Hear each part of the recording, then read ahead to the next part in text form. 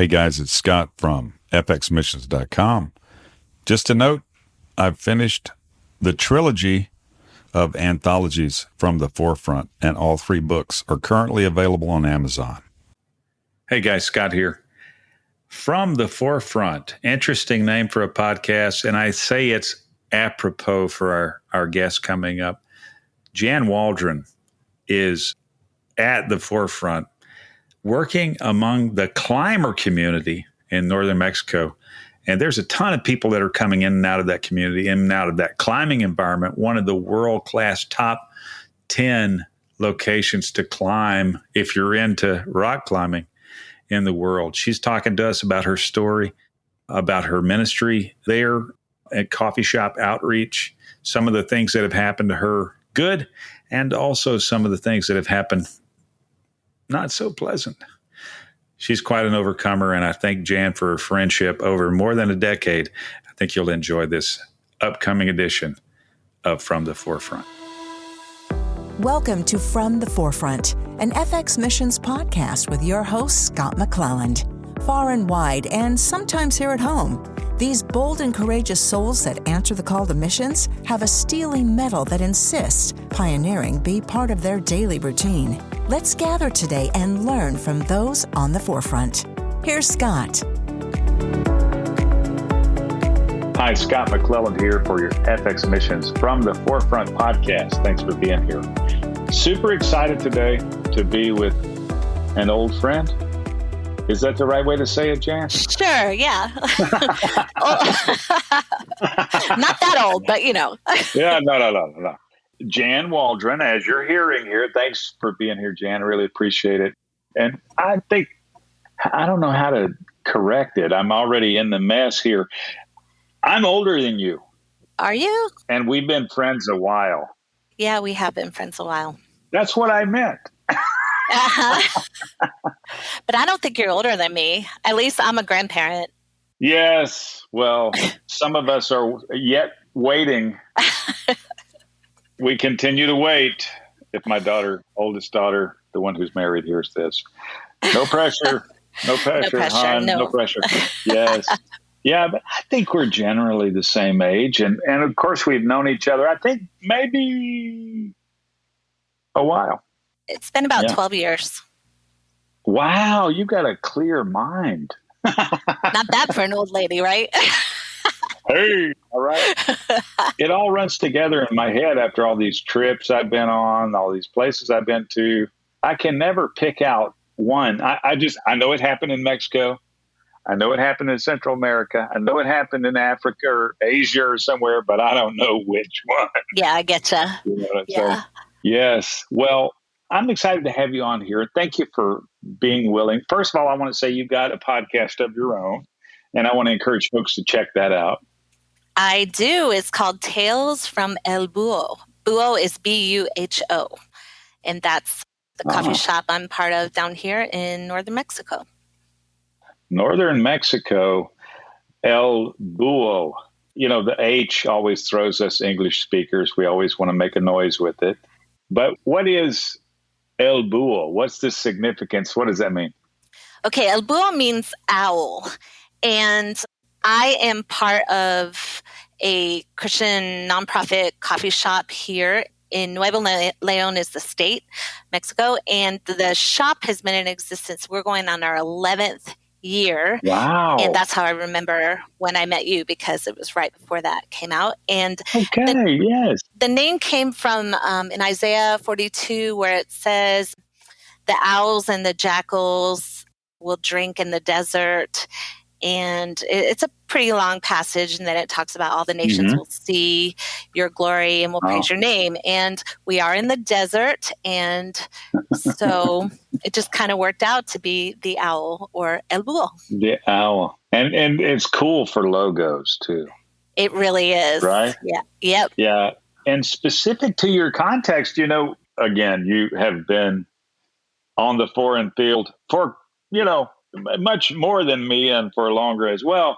But I think, doesn't Buho have some significance in Mexican culture? What do people think about when they think about owls? Well, actually, that's a little bit controversial here because in Oh, Mexican culture, a lot of people believe that owls are witches. no, seriously. Yeah, they really do. And obviously, we did not know that when the shop was named after owls.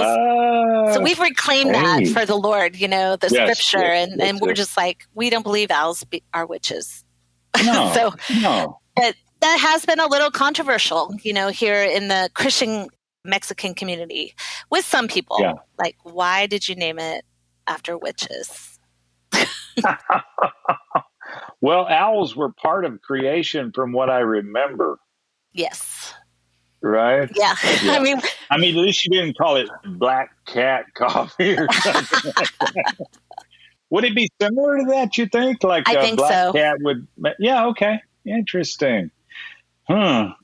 Yeah, we had no idea. And that was, but I mean, it felt like the people that started the shop, it was Gina, the wife, and she was out jogging and Hmm. she saw an owl in the canyon when she was out jogging, and they had been praying about the name. And so it just kind of all came together. We had the scripture, and okay, so there's the name, and feeling like it was from the Lord. So then you Yeah. get, a little bit of a rebuke from some more traditional Mexican pastors, but they got over it. Yeah. Awesome. Well, that's been more than a decade ago now. You guys are soldiering on there. And you guys have a ministry to climbers. That's right.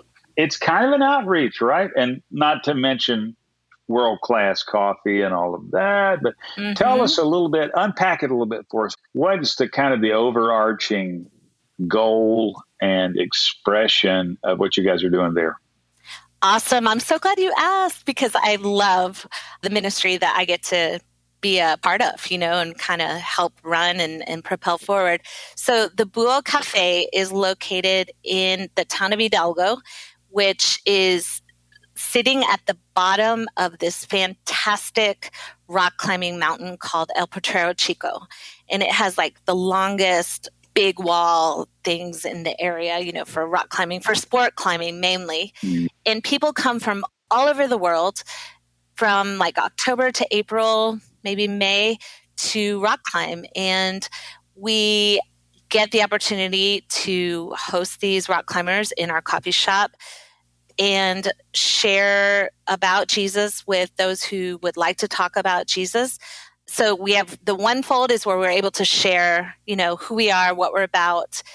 All my baristas are volunteer missionaries. They come for 6 months and they just love people and love climbing and really get to share what we're about and have Bible studies, and we do events and all kinds of stuff to, I guess, sow seeds in the lives of the climbers, and sometimes water seeds, and sometimes Mm. actually get to see them bear fruit as well.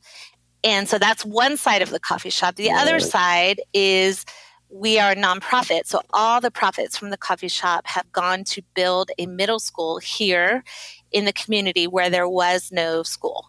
And the school opened last year, Wow. but COVID. Yes. So it was completely built and ready to go, but we couldn't have any students. We had 8 students. It's a middle school. It can hold 75, but we had 8 and it was all online. Mm. But the coffee shop was able to pay the principal's salary full time last year. Oh, wonderful. Yeah, where our goal is wasn't just to build it and then like, okay, God bless you guys, you're on your own, but to help sustain it until it gets on its feet. So I Right. imagine it's going to be another 10 years before it's able to get on its feet, Mhm. take care of itself. We've got a plan. So this upcoming year as well, we're going to pay 100% of the principal's salary.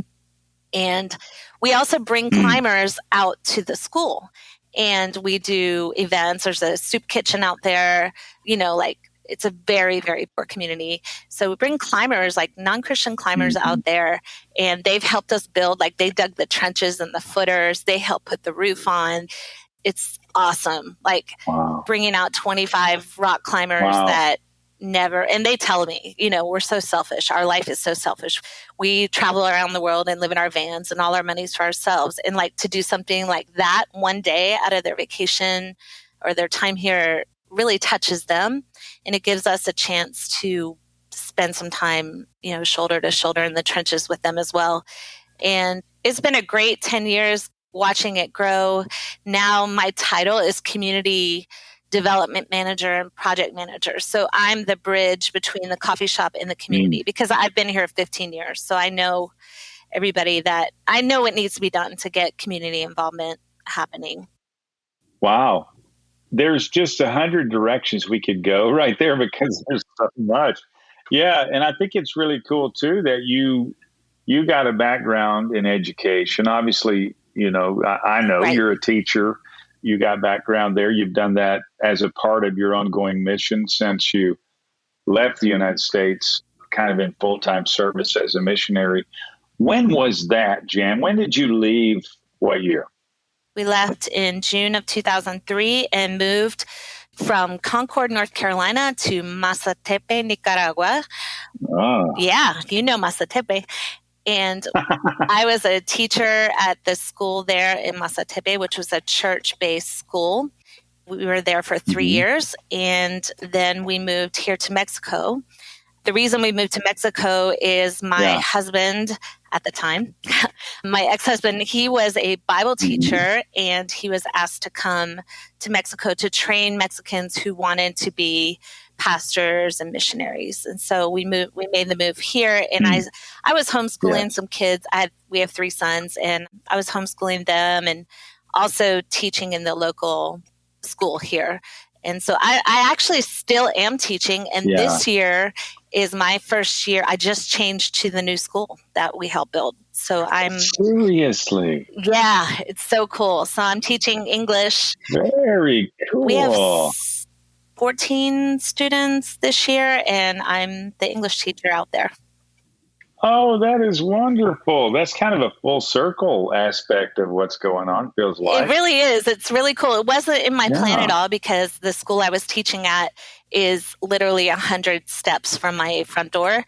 And now I have to get in my car and drive to the other school. But I don't care. I mean, it's really neat to watch the school take formation and be able to be a part of that, helping it grow. And it is a selling point for the school to have a native English speaker as their English teacher. So I know I'm helping them in that way too. Very, very true. Yes. We all know what it's like to encounter people who learn Spanish from non-Spanish speaker. Kind of flip it around there a little bit, but that is unique comedy to me as a person who has learned what little Spanish I have compared to you, of course. I've learned that, with what would you call immersion, right? In the context where it was being spoken from people who speak Spanish. And then we get these people who are supposed to have 4 years of Spanish under their belt, and they can't navigate their way, right? They don't know how it sounds, right? We don't teach people how it sounds. Come on, guys. No, and then every country you go to has got a different accent, and I liken Nicaragua Spanish to kind of West Virginia, Kentucky accent in Spanish. It's kind of hard for some people to understand, and that speak English when they go to that part of our country. And I'm not knocking on Nicaragua at all. It's just their accent's really different. Right, they swallow their S's, as for I sure. recall. Yeah, and among other things that we don't have to unpack here. Anyway, obviously we've been in and around Nicaragua. Love Nicaragua. And I actually met up you guys for the first time in the States, but you were at the time fairly recently arriving, or more recently arriving than now, to Mexico. We met up in the Carolinas. I came by to see you, hung out some. And then you guys said, hey, this is going on in Nicaragua. Kind of inspired me to get started in Nicaragua after my first trip there in 2006. Went back in 2010, did some young leaders stuff there at the time, which continued for 8 episodes annually. That's so great. That was you guys. I remember it over the Eskimo enchiladas or whatever that was called. Oh, the tostadas Siberias. Yes, at my house. Oh my gosh. That was I think the beginning of that conversation. Sorry, I got the reference wrong, but the cold was enough to locate it, right? Siberia, Eskimo, whatever. But what's funny too is that trip was for you. You came and you brought John Mackey, who ended up being instrumental in the starting of the coffee shop. So, you got the way that we encouraged each other to move into different aspects of our ministries happened right there at my kitchen bar with Tostada Siberias. I remember it well. I really do. And that was a key trip, I think, in terms of some formation of what each of us and our teams would continue to do from there. Very thankful for it and appreciate it very much. Okay, so I want to talk a little bit about climbing culture. All right. Now, I'm an outsider. I got to say that. So, I mean, no outsider knows it well. You've been up really close to climbing culture, but I have a few friends who are climbers, or ones that really you can tell they would like to be climbers. They climb, but they want to be climbers. Yes. You know what I mean? What's the difference between someone who climbs and a climber? Oh, well, I mean, I would consider myself someone who climbs, but not a climber, for sure. It's an identity. Right. That's your tribe. That's a really hard question to answer, but it's like somebody that plays an instrument or is a musician, is that their identity? Is that how they identify it? And the climbers that come through here are usually a little more dedicated to the sport because they're spending enough money to come to a foreign country to take time and explore this place. Yeah. Months, sometimes. Right. Yeah. And so it is their identity. A lot of them live in vans or hammocks or cars, and they live for climbing. They really do. They don't live for making money. So what they'll do is they will go like to California and work at the weed farms for 3 or 4 months, and they camp or live in their car at the weed farms and make tons of money. And then when they've got enough saved, because they do actually budget, then they come here and they turn their dollars into pesos and they live really cheaply here. Yep. A lot of them are vegetarian, but not all of them. So even more, if they're not buying meat. But they just, stay here until they are about to run out of money. Then they go back to California or other places. I mean, not always California, but there are very few of them that have a full-time career job. I can only think of one, actually, that he comes down here and he's IT specialist, and he works Monday to Friday, 9 to 5 out of his van. He's got his whole internet set up and everything. And then when he's in Moab, I believe, when he's not here. So he's like 6 months in Moab and 6 months here. Oh. And he told me last season that he's 42. He thinks by the time he's 48 or 49, he'll be able to retire and buy a house and climb. Yeah, if he wants to. I mean, he has an amazing van. I might be wrong. He's not 42. He's in his 30s. But anyway, his life is not conducive to a long-term relationship, wife, kids, things like that, because it's kind of hard to find someone that would want to live like that with you. But he's happy because he's got the climbing community. Yeah. And when he's in Moab, he's got his community. And then when he's here, I think this will be his 5th season coming back. So very cool. Yeah. So the climbers are, it was a shock to me, Scott, because I became a Christian when I was 14, grew up in youth group and pretty much the Christian bubble of, ministry, church, everything, and hadn't really been around that lifestyle of, a lot of people haven't been around climber lifestyles, but, just real free spirited and wide open to everything, not just, and a lot of drugs. Well, a lot of pot, I should say, and stuff like that. I didn't know how to handle it at first. And I also thought they wouldn't like me because I was so first of all, I'm older and I'm not really a climber, but I have found that they love me. They've actually taught me to love in some ways that unfortunately I wish I had learned in the church, but I'm not blaming the church. I'm just saying I didn't learn this. And then I've been loved and accepted in ways that I didn't expect which has been really good for me because it's taught me to love on a more deeper level with a lot of different kinds of people and not be afraid of. I think, in the church, we, for a long time, especially my generation of Christianity, I was taught like, you're in the world or of the world. You don't want to be of the world. You just want to be in the world. Yep. And I kind of had this unspoken belief that people that weren't believers were the enemy.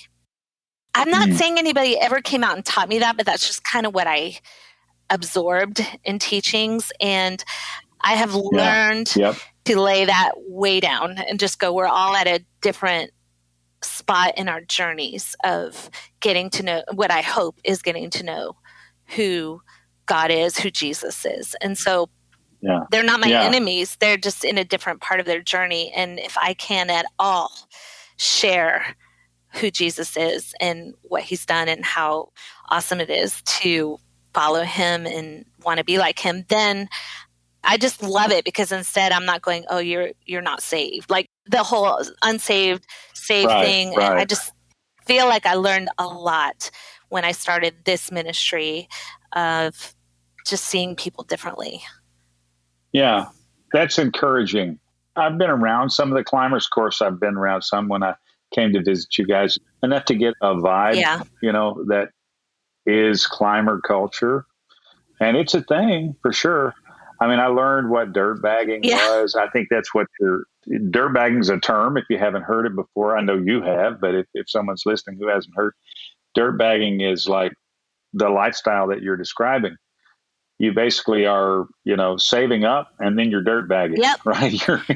You're living out of the fill in the blank, hammock, car, van, tree, whatever. You're living out of some context that gives you proximity and opportunity to climb.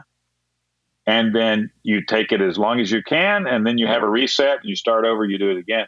That's pretty interesting, very unique. And I think it has there's some cultural moorings to that lifestyle that are fixed, I mean, it's a thing. Even if we don't know much about it, some of us, me. Well, I didn't either, but especially once I started the podcast and started interviewing these guys, and I would ask them, and girls, I would ask them, what's their budget and how do they make money and what are their dreams and hopes for the future and things like that. And it is so interesting to hear like how they became that way, what their family thinks about it, and what their dreams and hopes are for the future, because most of these people are in their 20s. So it's pretty rare to find someone in their at least mid 30s and up. It's pretty rare to find, but there are some, but they're like old grizzled climbers, Oh gosh. Well, and let's talk for a second, if we can, about Potrero Chico. Okay. And simply because, I mean, I remember that I was in absolute awe of the environment, had no idea that was there, for one, not too far south of the U.S.-Mexico border. I'd say a couple of hours, right, from Laredo. Yeah, we're like 2.5 hours from Laredo. I don't know what that is. Is it limestone? Is that those formations? It is limestone. Okay. Yep. Yeah, sure is. Limestone shafts that jut out of the earth, what feels like 1,000 feet. It just comes up out of nowhere and just is arresting in its beauty. It's a world-class destination. I mean, it's in top 10 in the world, maybe, in that range. Yes, it sure is. Yeah. That is cool. And I don't know if you saw the movie Free Solo that won an Oscar like last year or the year before, put out by, I think, National Geographic. Anyway, the guy, Alex Honnold, who was the main person in that movie, he free soloed at Yosemite a route, El Cap, that is just an amazing route. Free solo means no ropes, no harness, no safety equipment. Well, if you Google or if you go to YouTube and look him up, Alex Honnold, he actually did a route here about 7 or 8 years ago, if I'm not mistaken, and kind of put Potrero Chico on the map with a lot of climbers. And Yeah, it actually was I think it is the most difficult route that has ever been free soloed by him.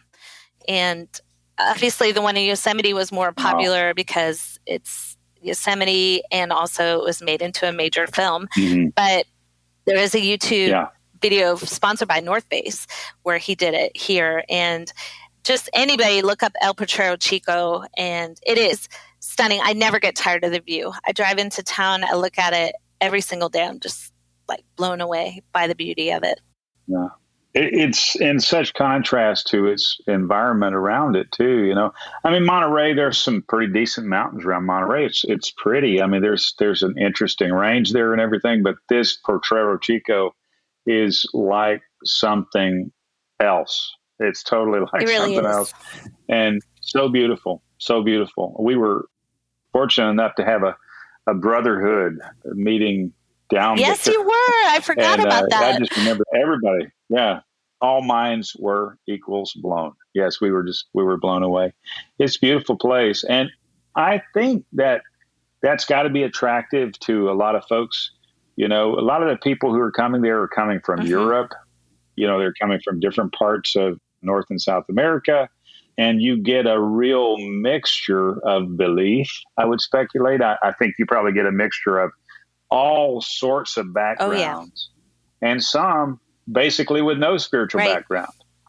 Does something come to mind? And by the way, Jan, I'm pretty sure somebody's listening to us that needs to come intern with you guys.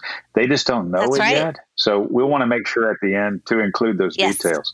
But does a story come to mind about maybe something that has happened there? Obviously, many probably come to mind.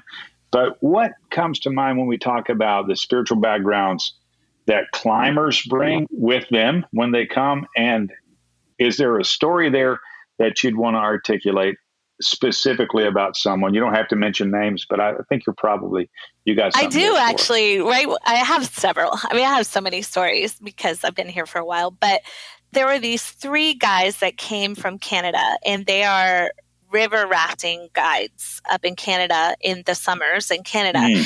And every winter they just kind of decide where they want to go, you know, because it's cold in Canada and they can't work. Sometimes they go and they're ski lift operators or whatever, ski patrol. But this one year, these 3 guys decided to come here to Mexico. None of them had ever really climbed before, but they started YouTube videoing and checking things out. And they decided to come for 6 months and learn to rock climb. And they actually rented an apartment from our coffee shop, and they lived basically on our back porch in an apartment. And so our shop was their living room. That's where they hung out. They had Wi-Fi and everything. And we got really close to these guys. They had never known a Christian. The 3 of them had never been to church. They'd never known Christians before. And one of my staff... Well, they were Canadian. I know. You would think that they would have heard it, but they had never heard. They said they did not know any Christians. And that is surprising, but we better pay attention kind of surprising. Right. You know? Yeah. I mean, I know they're not coming from like Iceland or something. They were literally right north of the neighbors to the north, you know? And so one of our staff decided that she wanted to get baptized while she was here. And her brother was the manager of the shop at the time. So we decided to do a baptism. And we invited the 3 guys to come with us to these hot springs, and we were going to make a day of it and baptize her at the same time. So the night before the baptism, we walk into the living room shop area, and they are watching YouTube videos of baptisms because they've never seen a baptism and they don't even know what to expect. The 3 of them, they were kind of nervous about it. And of course, they went down the rabbit hole of baptisms gone wrong and people getting electrocuted and stuff, but they got the gist of a baptism. So the next day we go to the hot springs, and it's like 7 Christians and then these 3 guys. And the brother that was doing the baptism just shared a real like brief thing of this is what baptism means, dunked his sister, you know, comes up in the name of the Father, Holy Son, and Holy Spirit. Amen.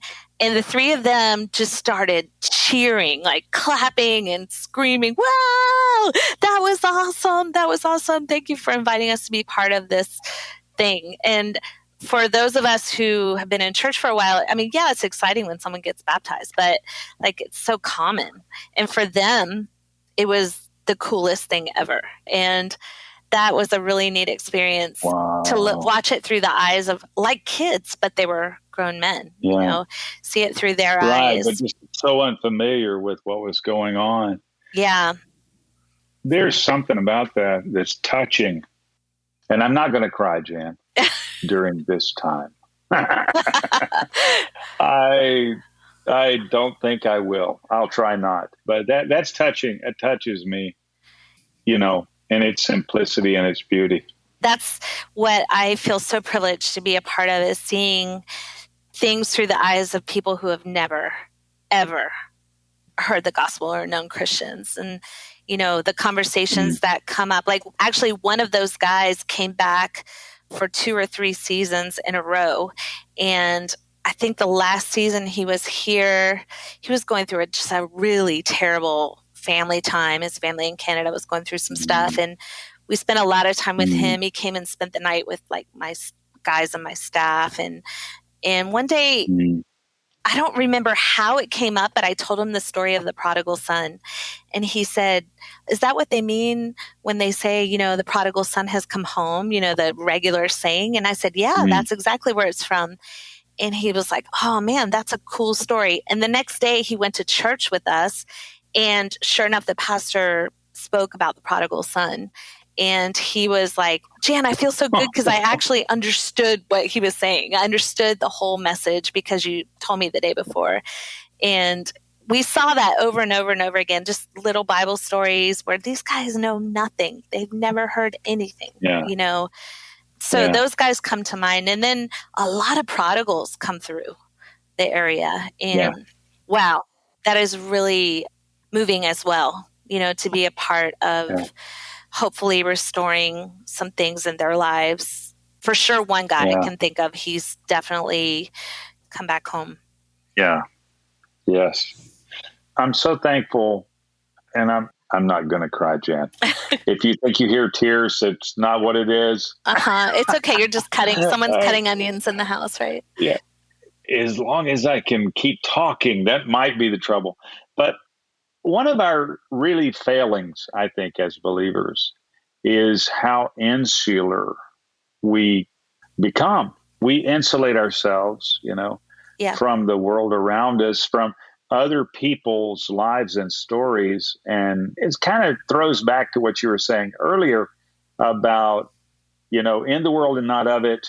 Don't even look over there. You know, this kind of like idea that we're going to get unclean somehow by being close to someone who is unclean. You know, and you think about the leper, you know, and Jesus's ministry to the lepers and those kind of things.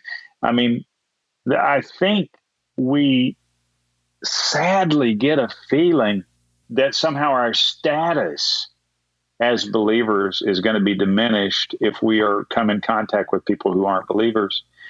And that makes us cowards. When it comes to reaching out to people who are different than us. I want to applaud your courage and the courage of your team and the courage of your mission there, because you can't remain insulated and be in around a climber community. You know what I'm saying? You can't like not be exposed to whatever's going on in those people's lives. And that is a wide variety of things. So, you know, the fact that you guys have taken that challenge and you continue it after a decade here with all the things that come with it, I appreciate what you're doing and it's valuable. And I appreciate your courage, even though you had to listen to people talk about the owl like that. That's the least of your troubles, I'm sure. So much so. I know you've been through some pushback. You've been through a little pushback. Some of it unfamiliar. I just appreciate everything that you guys are doing. And I think we've got to take to heart the necessity of getting close, right? Elbow to elbow with folks who are different from us, who believe things that we don't believe, who don't believe things that we believe, and who have nothing in common with us except we're both, born from God. We're both, we share our humanity is what I'm We saying. are image bearers. Yeah, we can have the opportunity to show the love of Jesus in a very up close and personal way that will not be accomplished by other means. I think we've sacrificed our witness trying to keep ourselves clean. I agree completely. And I also think that it has helped me a lot to trust the Holy Spirit in that he's a much better Holy Spirit than I am in bringing conviction. It's not my job to convict of sin. It's not my job to right all the wrongs. My job is to love them. And that's not hard, Scott. Once you get into it and really hear their stories and get to know people, it's not hard. Well, some people are hard to love just because they're abrasive or whatever. But, for the most part, it's not hard to love someone. It's not hard. It's when I feel like I have to make things right in their life. That's when it gets tricky because I don't have to solve their problems. That's not my job. My job is just to love them. Right. Yeah. Yeah. And I appreciate that clarity. I think when we get out on the jagged edge of exchange gunfire, you know what I mean? Yeah. We get some clarity of heart and mind. And I appreciate your clarity in that respect. I want to be clear and not misunderstood. I'm not saying that we should give up our holiness in the pursuit of people who are, unbelievers. We should maintain our personal constitution in the face of whoever we're encountering, but at the same time, not look at those other people from a superiority point of view. That will arrest any chemistry of goodwill immediately, like it's gone. You think you're better than me. We're not better. For sure. We're not better. I'm not better. Yeah. And thank God for his grace. Yes, I'm not going to get choked up here. Okay, Jan, we got about 10 minutes left.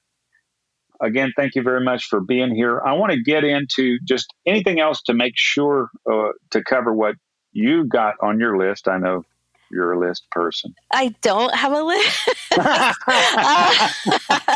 Not really. I've been around climbers too much. I don't have a list. Okay, yeah, your list went up. Yeah. I want to open the envelope here just a touch. And I know that there are people listening who are thinking about getting into missions. They're in missions or they're thinking about how to get out of it. Yeah. It's such a wasteland, sadly, for so many. And we all face our difficulties. We all face our challenges. I know you've been through some challenging, as we all are, through some challenging times. What can you share? You're going to get the Overcomer badge. I feel confident. I'm confident. Keep going, Jan. You are going to get the Overcomer badge because you've already done a good bit of that. What would you like to say about your time, quite nearly 2 decades in missions, outside and away from your home context? What can you share with us about that you think might be worth other people's consideration and that would help them? Yeah, thanks, by the way, for all of what you just said about Overcomer and everything. I'm just putting one foot in front of the other and coming out of a really dark time in my ministry and my personal life, which somewhat of, but the listeners don't. 3 years ago, it came to light that my husband at the time was involved in extramarital affairs, didn't believe in God anymore, and here we were missionaries and he was leading a ministry and everything. And so he left 2 years ago. So that year where I kind of knew things were going on, but was fighting for my life, my marriage and my ministry, was a horrible year. And 2 years ago, he left and moved back to the States. So I'm here and I was kind of not really sure what to do. a year of really wondering what to do. I own a house here. It's my house in my name. And I had this really successful ministry, quote unquote successful. I mean, I was just moving on, fruit bearing ministry, I should say. And talked to all my supporters, my churches, and they all said, stay. You didn't do anything wrong. And I felt, as that whole one flesh thing for a while, I think I felt I took on some guilt of the things that he had done and shame, feeling like it was me, but it really wasn't. I appropriated that for myself. Where our divorce was finalized in June of 2020. Thanks. Great year of 2020. And I was in the States for 4 months with COVID. I didn't have COVID, but with COVID stopping everything in the world, I was able to go back to the States and spend some time with my family and spend some time just getting some healing, and came back to Mexico in August of 2020 and have been moving forward. Some days is putting my foot just like one toe in front of another, and other days it's just, I'm making strides. I feel like last week was 2 years, was it like a pretty significant day for me of 2 years exactly since I found out all the details of everything that had happened. And I felt like it was an end of that season of, in Ecclesiastes, the time for mourning, the time for joy, the time for weeping, all of that. I felt like it was a closure to a season and an opening of a new season. But I don't know what that is exactly, except that I feel more free to talk about it and to say, man, like I was wounded, broken, but the pieces are coming back together. And I'm stronger than I ever thought I was, because even when I doubted God, he was with me, and so it was really hard to be on the mission field and go through all of that. And I'm supposed to be talking about the goodness of God. And I didn't at that point see that God was very good. I didn't feel protected by him. I did everything right in the formula of what a Christian wife, mom, companion, everything should do. And yet it didn't work out, but at the time I blamed God. And so it was a really rough time. But I can say this, that coming through it, I'm on the other side, still have some big questions, for God, but I'm okay with that. Like, I'm at peace with having questions. And the one thing I've never doubted is I threw away a lot of doubts or a lot of things in my faith at that point, but I never doubted Jesus ever. Yeah. And I think that, all missionaries, we do have those dark night of the souls and dark nights of the soul, I should say. And what you do with that really depends on you and decisions that you make. But I think that the most important thing is having a network of people that are not supporters, that have no stake in the game as far as your ministry goes, not elders in your church or whatever, just good friends that can speak the truth to you, and that you can speak the truth to and say, man, this sucks. I don't even know if I believe in God at this point, and I actually had two really good friends. I have two really good friends that walk through the same situation as me, but they were a couple years ahead of me. And I am so thankful for them, because I was afraid, Scott, to go to my pastor and say, this is happening, because, you're going to have to come off the mission field, or we're not going to pay you anymore. And you're kind of trapped in fear of, how's my family going to eat? How are we going to pay our bills? So I'm just going to stay quiet. And I know that's not the heart of people, the majority of people, for me or for the missionaries, but there are people, missions boards and stuff, that kind of watch over you, but they're also having to watch over the investments of their church. I get it. So I would suggest, really having those people in place in your life that you can talk to when you're in those dark nights, because I felt very alone until I finally had the courage to speak to these friends. And it took a lot of courage to even vocalize it, because there was a lot of shame in what he was doing, but also in shame in just what I was feeling and believing, and if it hadn't been for them and good therapy and just able to go to keep plugging along and it helps me to have those friends that I can say, man, I'm really struggling with this, and they're not going, oh, you better not tell anybody because you're going to lose your support. It just, you need people in your life like that have no stake in the game in your ministry. They're just concerned about you as a person. Yeah. Yes. I wish I would have not been so blinded for a while about that, but I don't know. I can't go back and say why. I just am glad that I finally had those people set in my life. And now I've got those people in my life, and I feel safer and more secure in being able to tell them when I'm struggling with things or when I'm just angry. And also, honesty with God has been a really good thing that I've walked through, being really, really brutally honest with Him. And it's crazy because unfortunately, a lot of climbers have walked through this with me because they have been part of my life for years, and they keep coming back. And I didn't do anything for my glory at all. I would just keep moving forward, but God is getting glory out of it. And that is a beautiful thing. I don't understand it, but he is being glorified in it. Because I was worried about our witness, or what are these climbers going to think? Just another, hypocrite. How they say about people go to church. But instead of focusing on the hypocrisy, they've loved me and walked with me, and so that's been really interesting. Wow. Not what I expected, not at all. Yeah. But I would say, as a missionary, 18 years on the field and walk through some really crappy stuff and horrible.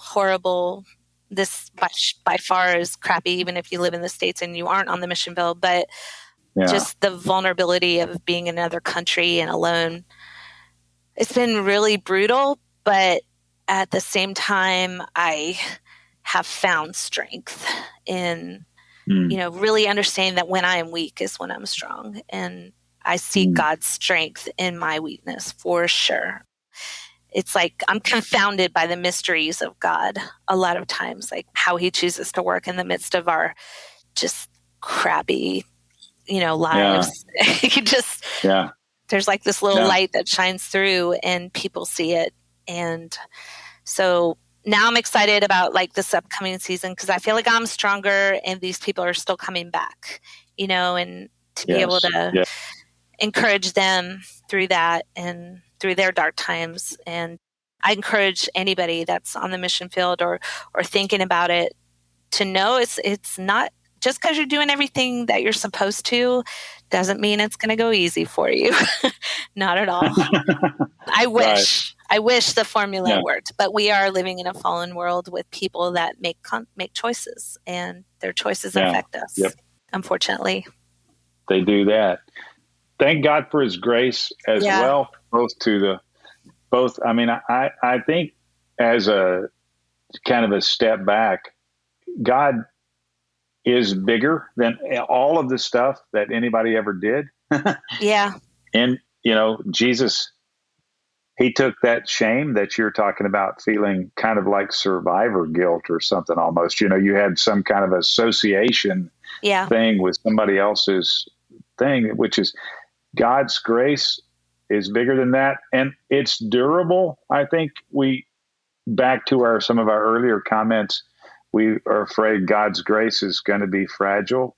Yes. I think we learned that God's grace is very durable and is persistent when we think it would withdraw. I know that some of the weakest and most sort of wayward times of my life have been times when I was surprised by God's grace, that he didn't withdraw His grace based on whatever was happening.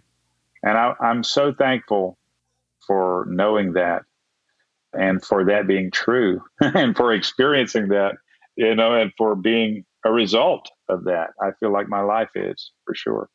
Jan, thank you so much for being here. I really, really appreciate it. If folks want to reach out to you or to the ministry there, even if they want to visit the dog who's coming up to check in with you. Yeah, I'm sorry about that.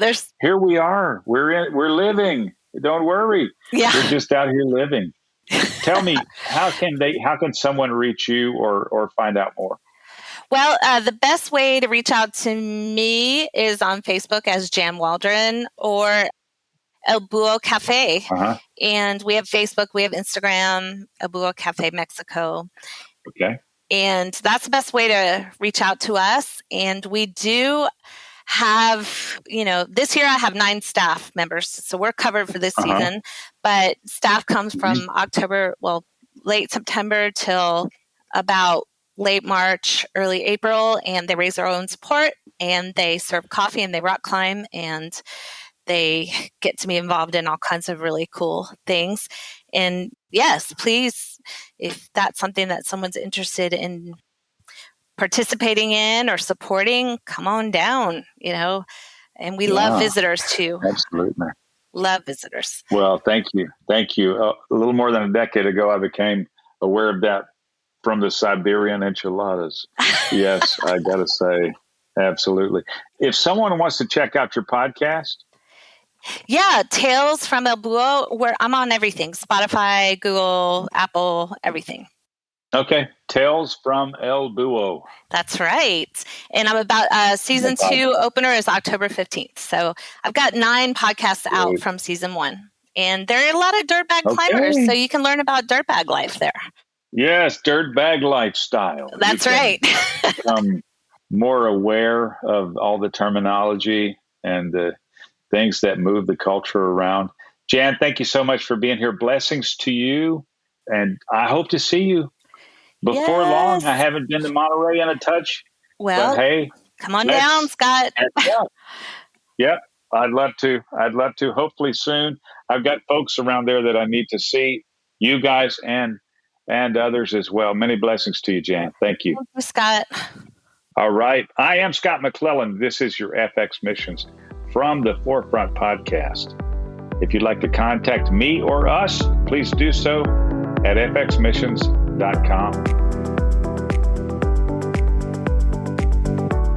You've been listening to From the Forefront, hosted by FX Missions' Scott McClelland. If you've enjoyed this episode and you'd like more information on today's guest, please go to our Facebook page at facebook.com/FXmissions. Please rate our show on iTunes or your favorite podcast provider.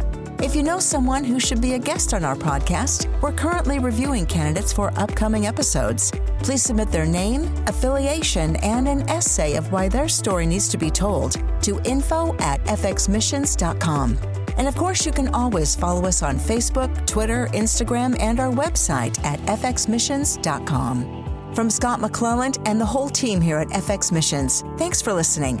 Till next time, have a great day.